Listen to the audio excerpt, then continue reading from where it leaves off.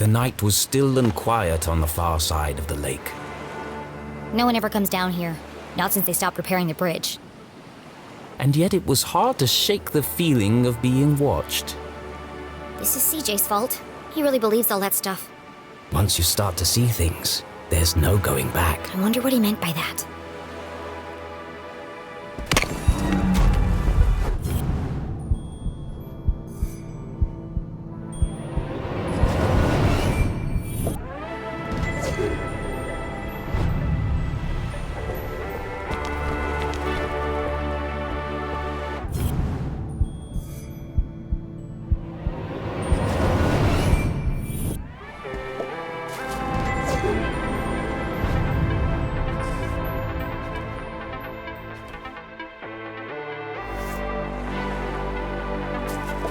Forgotten Forest Trail. Voted most likely place to be eaten by bears. Arthurton Gazette.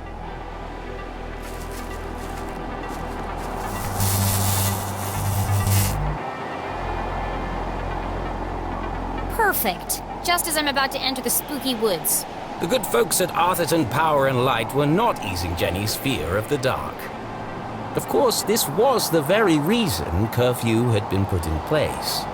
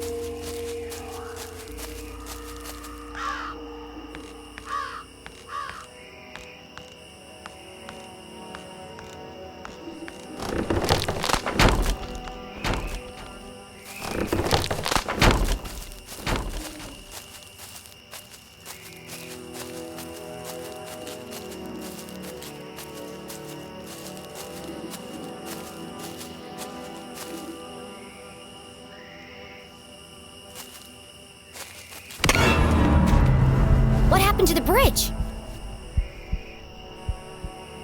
It looked like Jenny had reached a dead end. She had no choice but to return to Susie's house for a comforting mug of hot chocolate. I'd rather plummet to my death.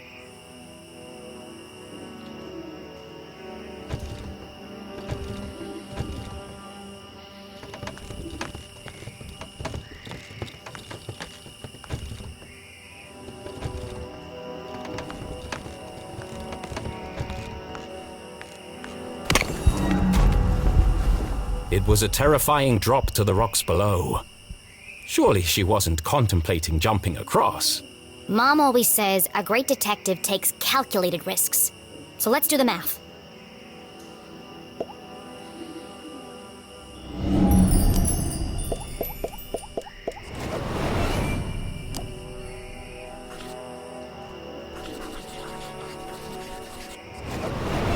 The bridge is too weak for a running jump.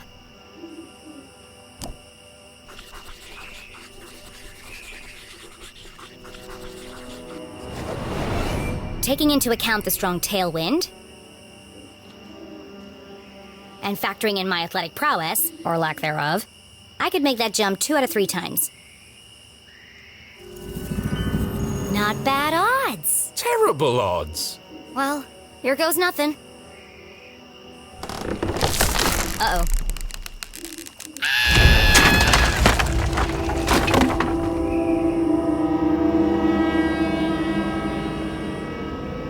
Okay, maybe the odds weren't so good. And now she was dangling from a splintered plank, one slip away from certain death.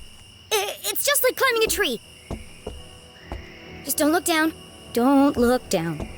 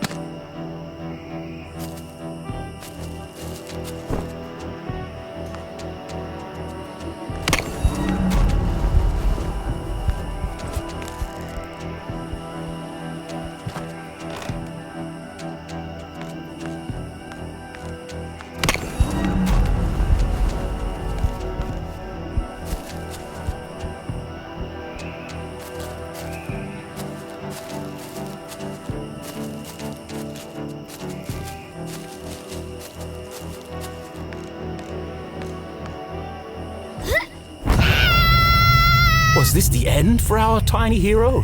As her spindly muscles began to give way, an image flashed before Jenny's eyes.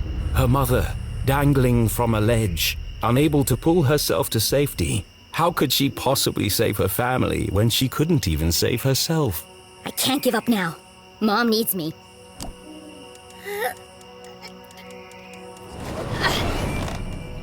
Jenny had barely survived.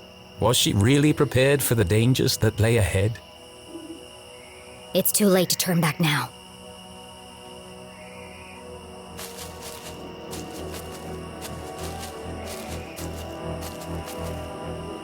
It might have been her recent brush with death, but Jenny's heart was pounding in her chest. That's not my heart. That's... CJ's compass! The needle is shaking like crazy.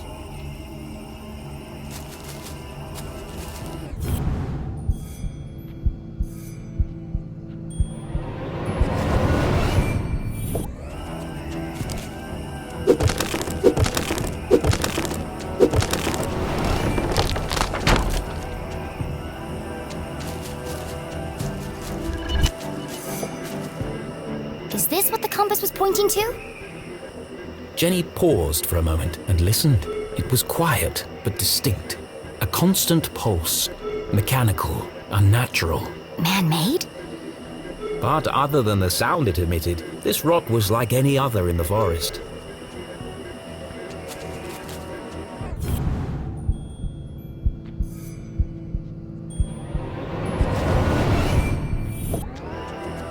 What's this?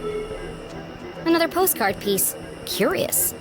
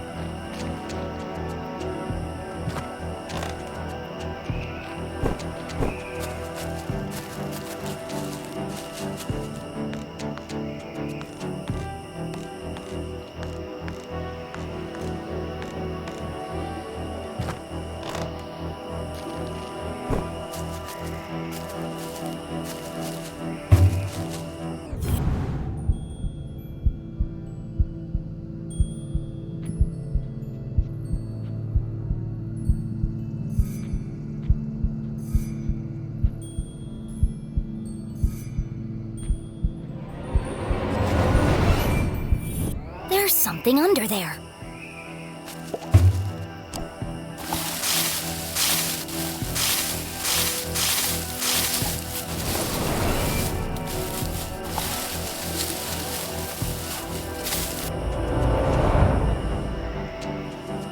Jenny had spent her whole childhood exploring the woods behind her house.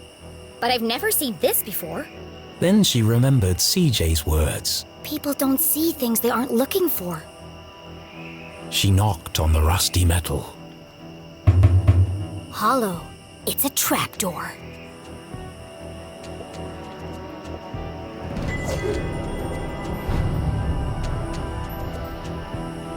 What a strange device.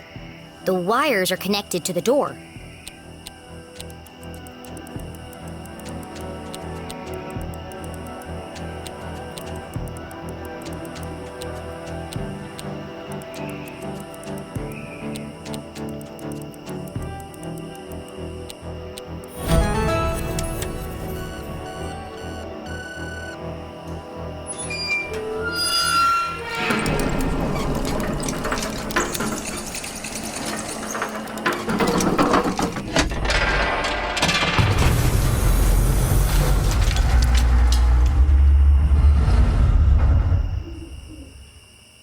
A stale, metallic odor filled the air as Jenny peered into the opening.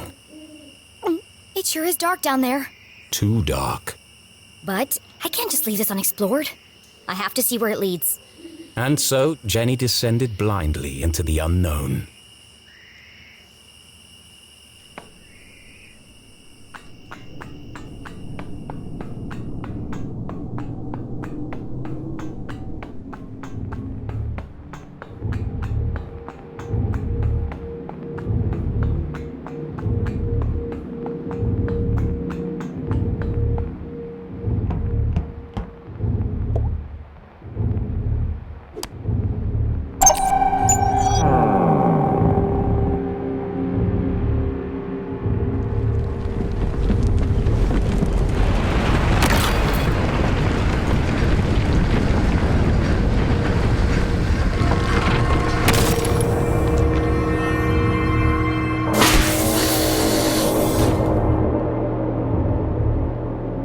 Didn't sound good.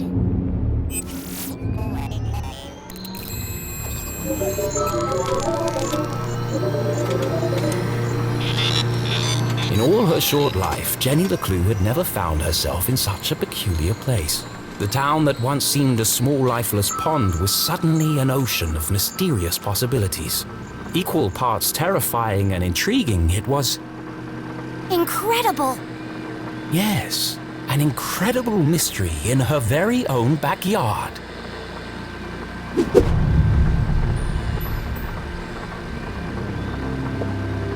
Looks fancy.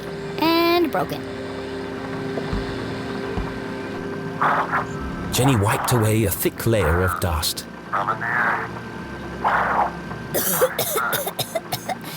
Jeez, how long has this been here?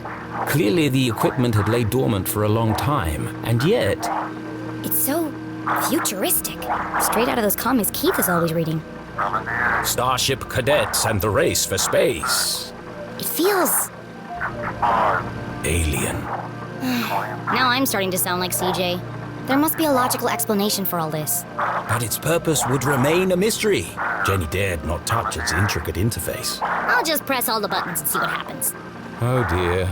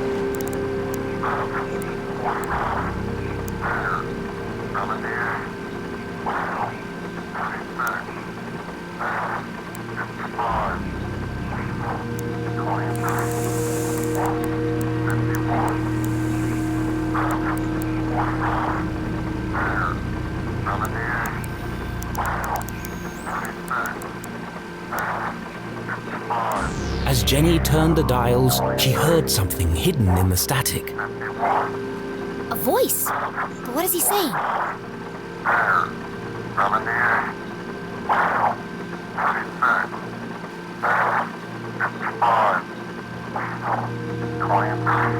It's a pattern. It keeps repeating. Animals and numbers. Animals and numbers. People in the future sure talk weird. Was it a cry for help? A shopping list? Someone with extremely limited vocabulary? Whatever it is, it must be important. And so she transcribed it in her journal.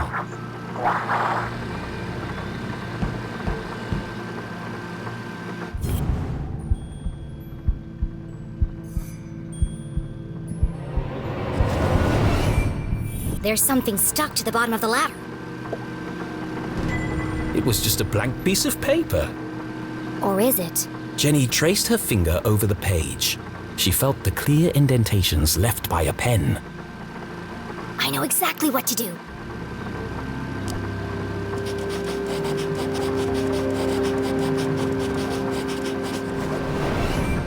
It worked. 1, 2, 3, 4. It was a code of some kind. The world's least secure code. Please enter authorization code to begin. 1, 2, 3, 4.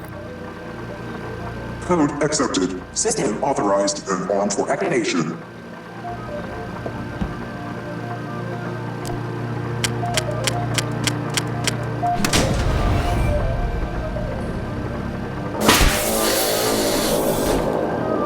Sphere hermetically sealed.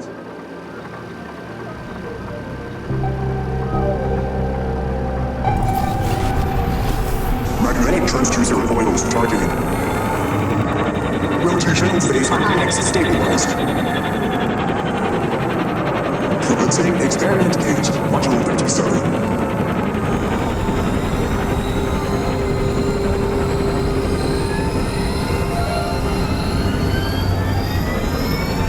What's happening? Radioactive safety margins cleared. Running at 54% efficiency. It says it's working, but what's it doing? Remember, a healthy employee is an effective employee. Please leave the station for your mandatory 15-minute smoking break. Decompressing spherical chamber.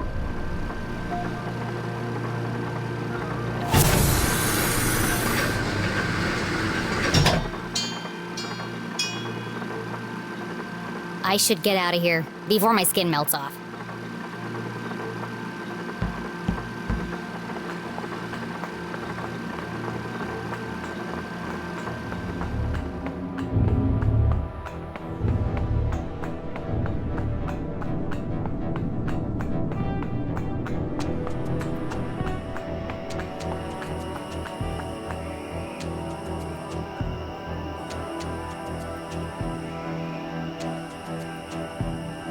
The boulders must have weighed a ton each, yet they floated in the air like balloons. CJ said he saw a swarm of UFOs circling the Forgotten Forest. Was Jenny beginning to make sense of CJ's wild ramblings? I'm gonna need a bucket of coffee to unpack all this.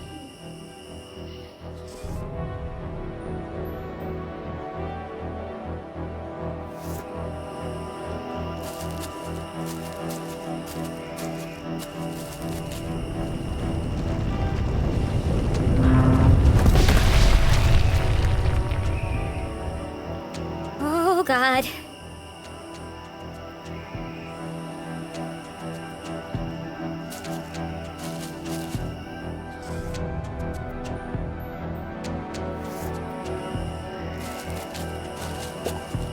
Our old fort. It didn't look like much, but this treehouse had once been Jenny and Keith's favorite hiding spot. I could never climb up there on my own. Keith always had to help me. They schemed and planned and swore never to let anything come between them.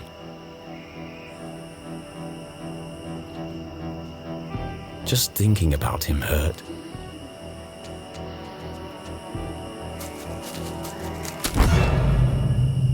What was that?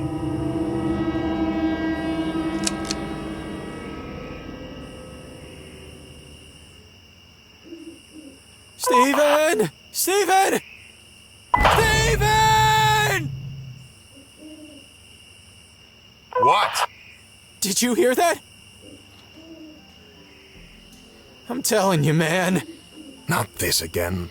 Something's out here. Something big. Real big. There's nothing there. But I'm getting some super spooky vibes, man. For the last time, Kevin, The radios are for emergencies only.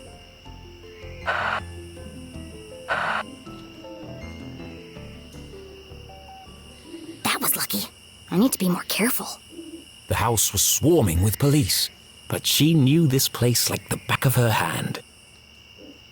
If anyone could find a way in, it was Jenny LeClue.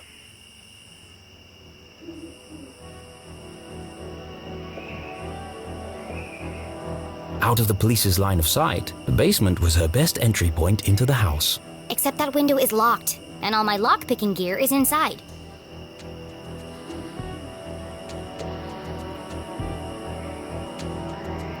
The window was ajar, the frame damaged. Somebody broke into my house. That's my job. But who? The police had used the front door. Whoever it was, that's my way in.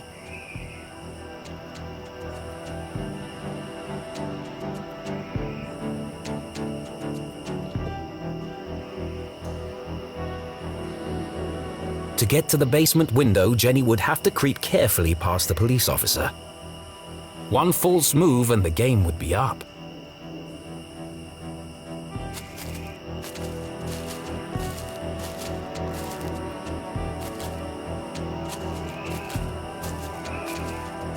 Hey! Who goes there? Caught! Jenny would have to think fast or risk being jailed like her mother. Here goes nothing.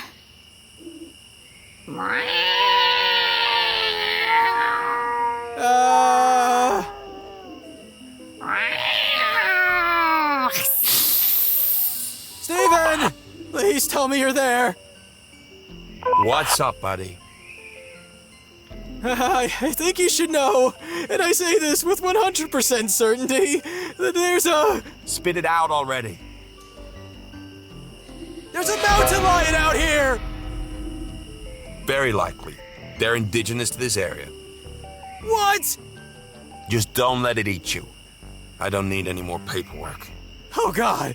I think I'll just head inside for a minute to check on something. Phew, that was close.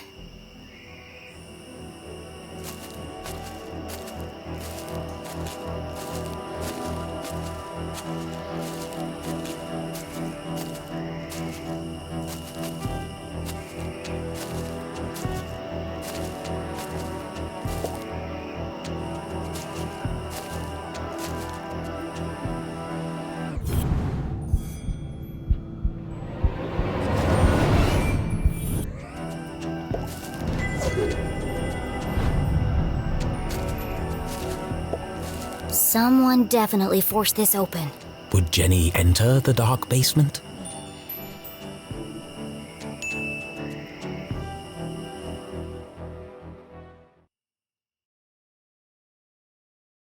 It was an odd feeling, breaking into her own house.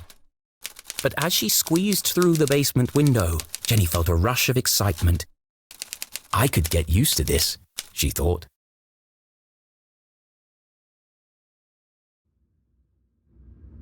Jenny was in, undetected. Home sweet home.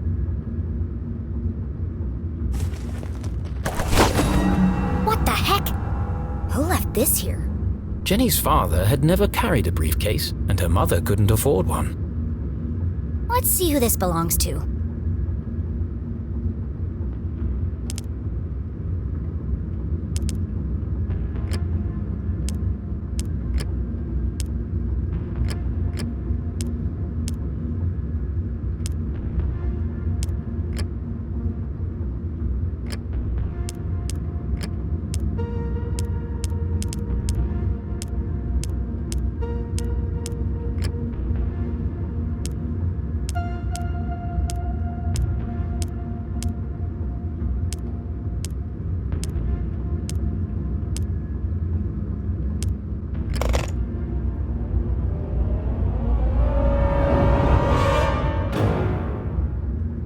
Who carries around a fancy briefcase with a children's book inside?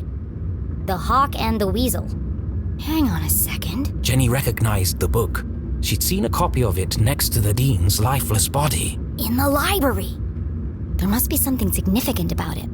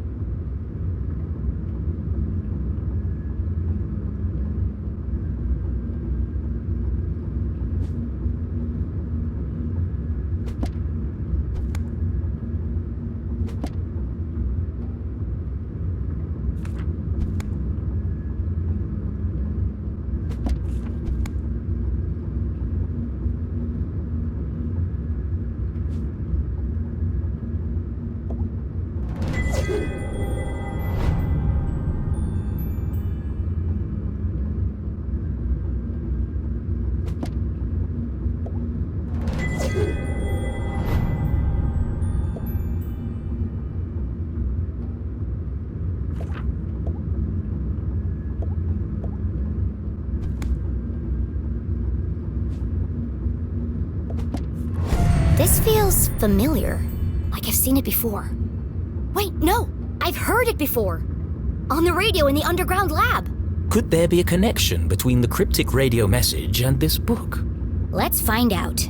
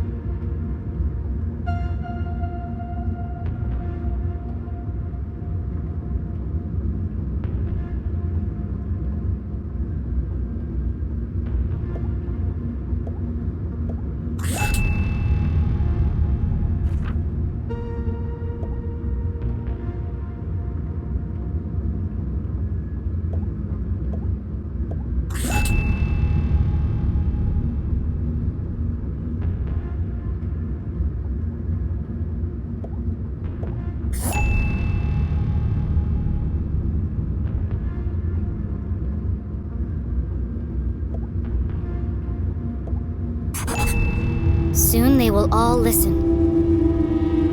Relive their rancid past. The message read like a threat. But from who? Could it be a message from the Dean's killer?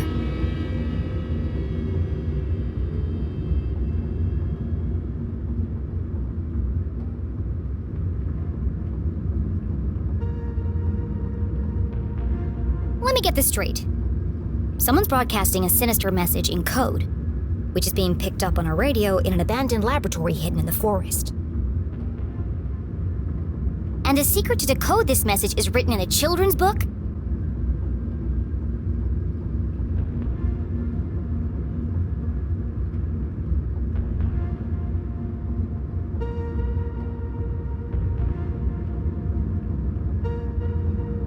Which was locked inside a stranger's briefcase in my basement. All of this was true. That doesn't make it any less crazy sounding. But not all mysteries could be solved in an instant. Sometimes questions had to percolate, like a good cup of coffee. Only then would the answers become clear. I guess I'll let it brew for a bit. But right now, I need to get to my room and find my detective gear.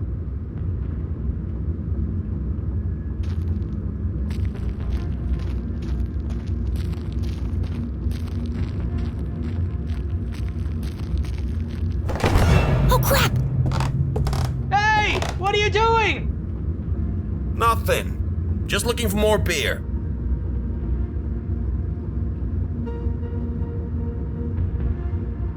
Make yourselves at home, why don't you? Forget about it! There's more in the back of the fridge! They better not eat my cookies.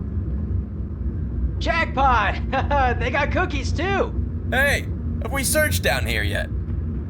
You lose one game of cards and suddenly you want to search the house! Can't handle the pressure. Oh, those, sir, are fighting words. You want to put your money where your mouth is?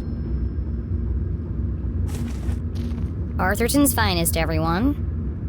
There was no way Jenny could reach her bedroom without being caught by the police. Which means I can't get my detective gear. Great. But this was a basement, a veritable treasure trove of old possessions. Surely something around here would prove useful. Maybe, but I can't see a thing. Let's shed some light on the situation. Of course the fuse is missing for the lights. The week after Jenny's father died, her mum boxed up his things and tucked them away in the basement. Jenny had argued with her. It was like she was trying to erase him.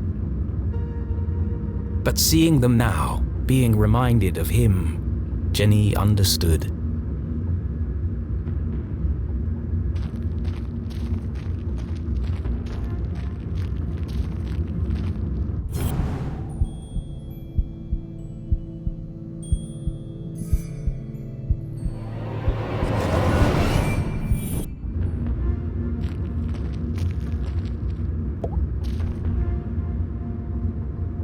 Jenny wasn't prone to sentimentality, but seeing her father's desk, the disorganized muddle of books, photos, and the faint smell of ammonia, all reminders that her dad was here not so long ago. Miss you, Dad.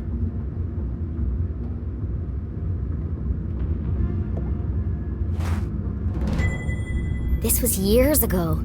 I looked like a kid. One of the rare times that Dad wasn't making a goofy face. He used to say, serious people make serious mistakes. I might, need this later.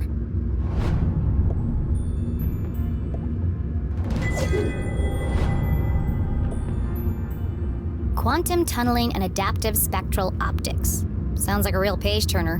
Dad was such a nerd.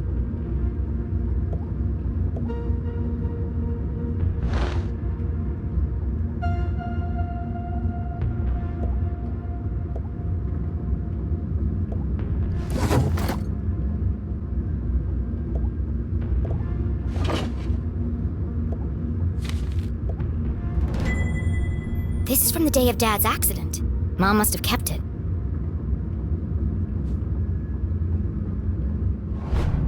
The dean called the lab explosion an accident, but everyone in town seemed to blame Dad.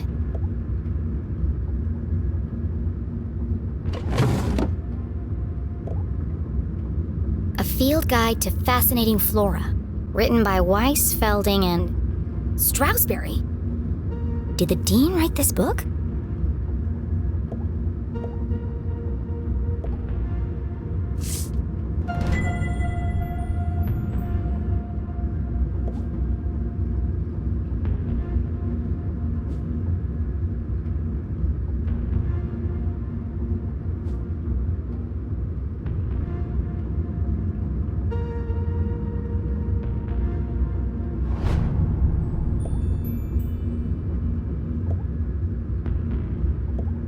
This one test tube looks recently used. The others are all covered in dust.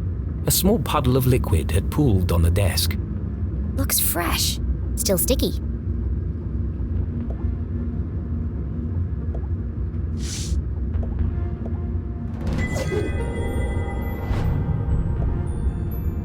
Mending the molecular bonds of marriage. Mom and Dad both worked an awful lot. Jenny rarely saw the two of them together.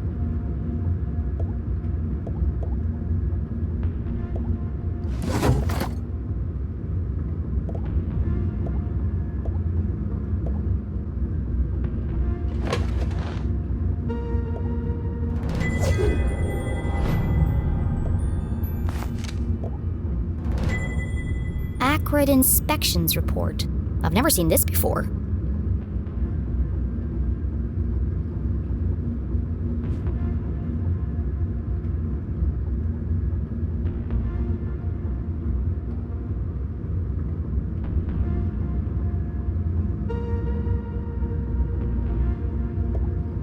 This contradicts the newspaper article which stated my dad made a mistake. Everyone in town blamed him for the accident. But they were all wrong. The lab was unsafe. He shouldn't have been working there.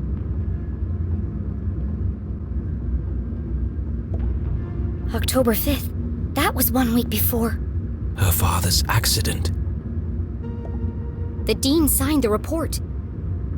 Someone had circled the signature in red pen. He must have known that the lab was unsafe, but still let my dad work in there?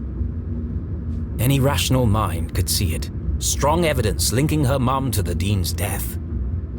This doesn't prove anything. But it was a clear motive for murder. Revenge. My mom wouldn't do that. But who else would see it that way? There must be an explanation. I just don't know what it is yet.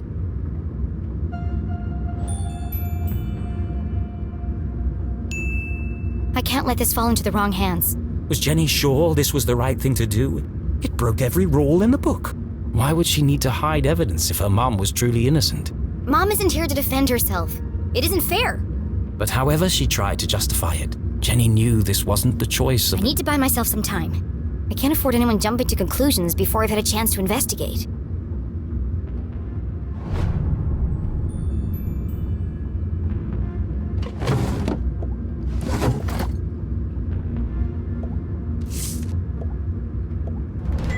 Aha! The missing fuse.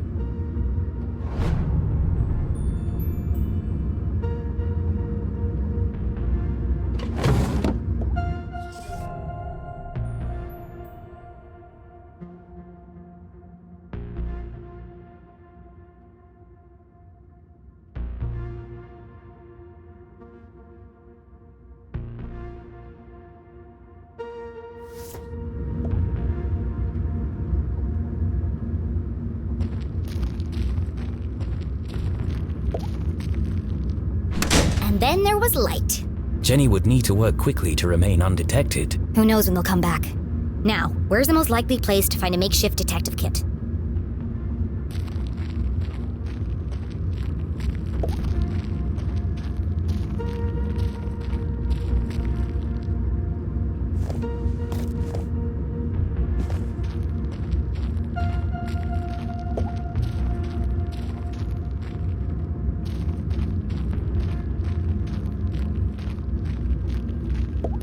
I don't think Mom would have put her CSI equipment in any of these boxes.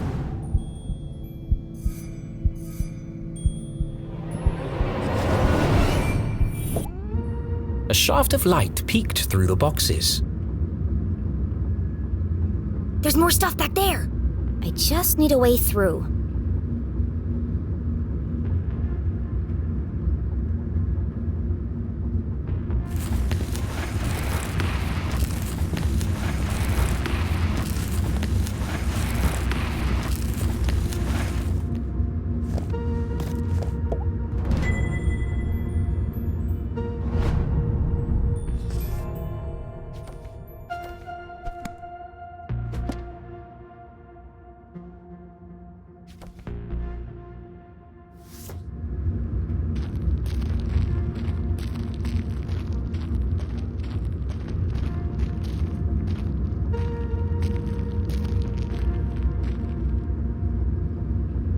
Jenny's instincts had been correct. Dozens of boxes lined the back wall of the basement. There's probably something useful here, but it'll take forever to search through them all.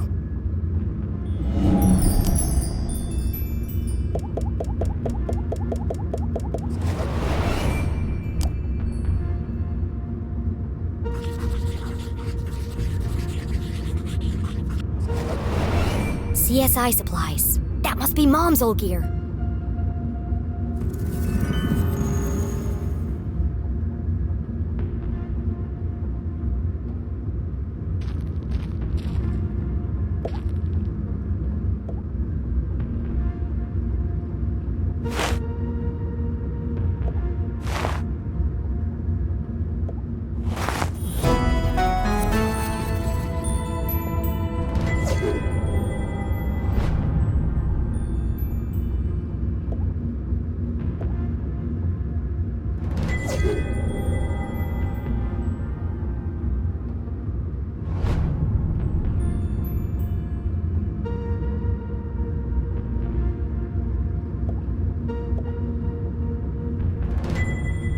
It's not as good as mine, but at least it works.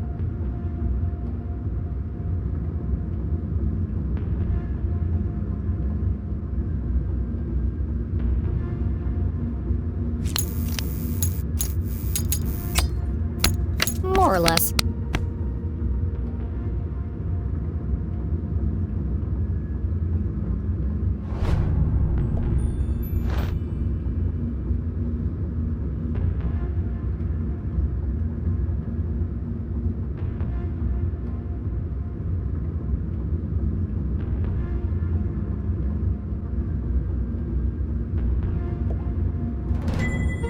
My key to the city. An old set of lockpicks.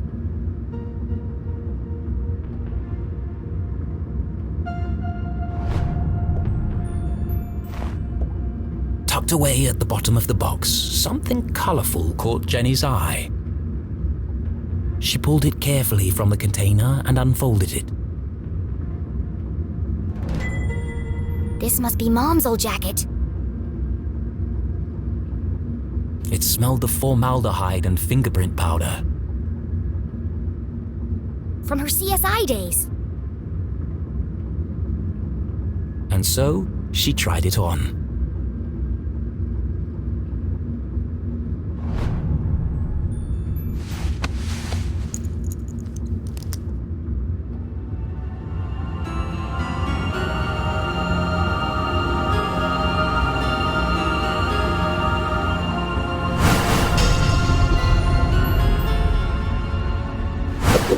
Fits like a glove.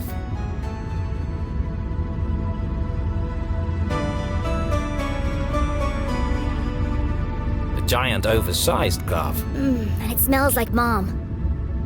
Her mother had never felt so close, and yet so far away. I won't let them take you away from me too. Jenny's search was complete. It's not the world's best detective kit, but For it'll... the first time in her life, she felt like a real detective. She had a serious crime to solve. And a seriously sharp outfit to match. Somebody else is here.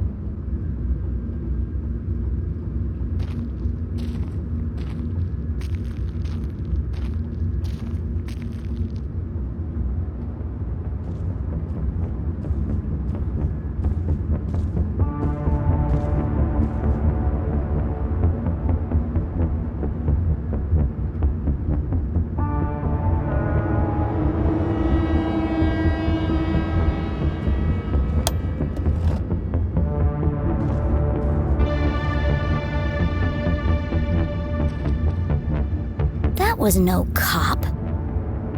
What was he doing in my house? I should follow him.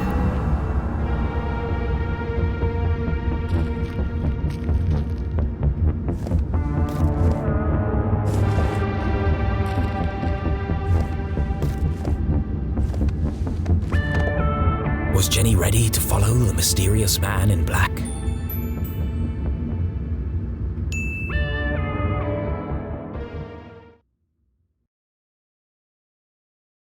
The man in black. Who was he? Where was he going? There's only one way to find out.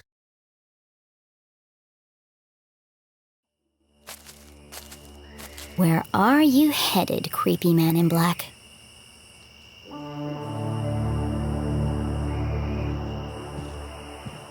Jenny couldn't simply chase the mysterious figure. He's bound to notice me if I follow too closely. I need to get out of his line of sight.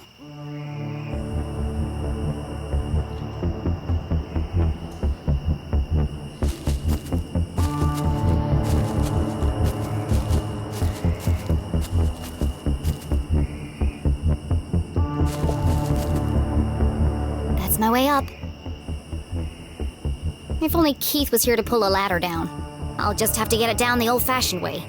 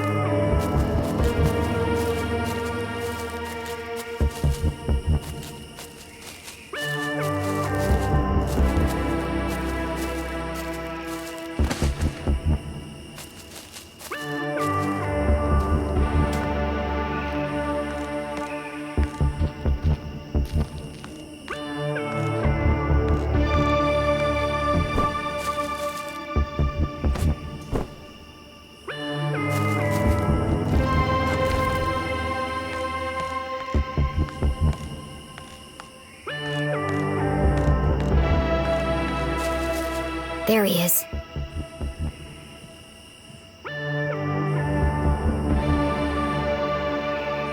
The bridge should slow him down a bit. Huh? How did he do that?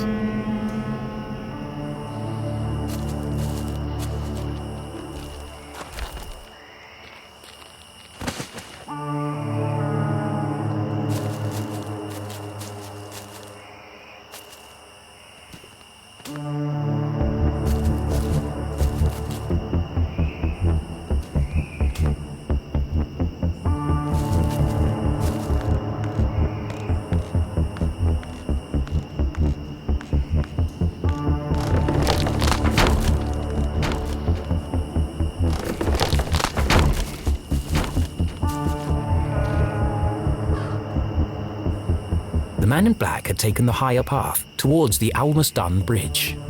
That's a dead end. Why is he going up there? There's nowhere to hide on the bridge. I'll go underneath and spy on him from there.